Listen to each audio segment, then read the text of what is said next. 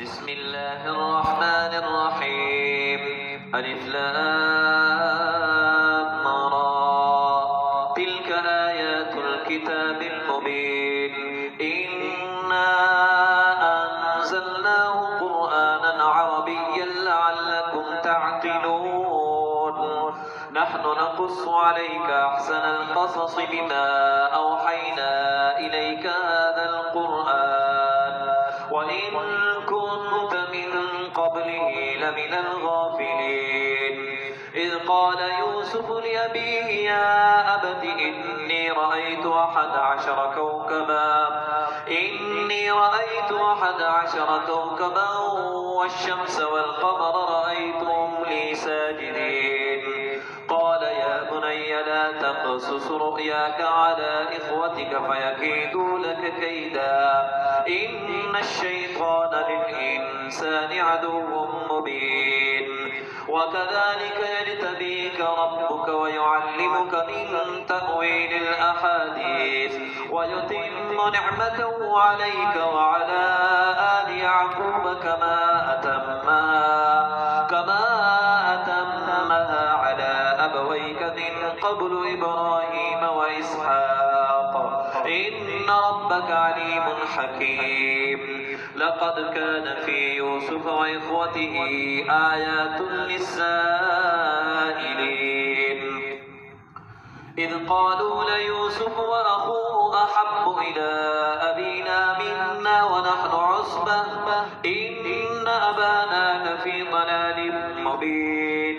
اقتلوا يوسف اطرحوه أرضا يخل لكم وجه أبيكم وتكونوا من بعده قوما صالحين. قال قائل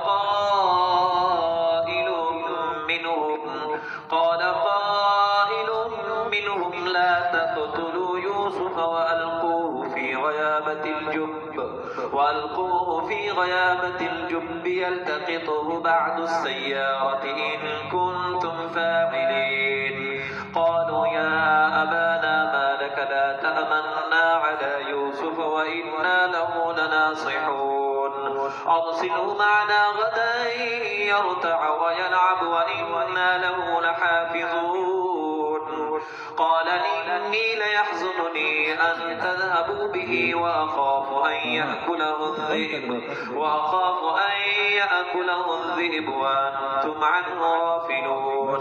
قالوا لئنك له الذئب ونحن عصبة إنا إذا لخاسرون. فلما ذهبوا به وأجمعوا أن يجعلوه في غيابة الجب وأوحينا إليه لتنبئنهم بأمرهم هذا وهم لا يشعرون. وجاءوا أباهم عشاء يبكون. قالوا يا أبانا إنا ذهبنا نستبق وتركنا يوسف عند